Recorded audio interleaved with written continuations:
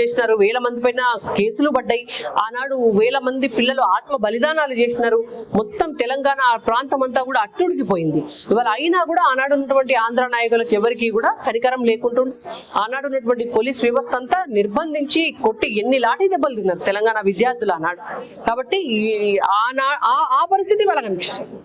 ఏదైతే నిన్నాక మొన్న night city college నుంచి పడితే మన ఓయూ ఆర్ట్స్ కాలేజ్ వరకు ఆ విద్యార్థులు కానీ డిఎస్పీ ప్రిపేర్ అయ్యే వాళ్ళు ఒక ర్యాలీగా వెళ్ళడం జరిగింది. మిడ్ నైట్ అక్కడే వాళ్ళు ఓయూ ముందట ఆర్ట్స్ కాలేజ్ ముందట నిరసన తెలపడం జరిగింది. ఆ విద్యార్థులకు మీరిచ్చే సూచన ఏం చేస్తారు?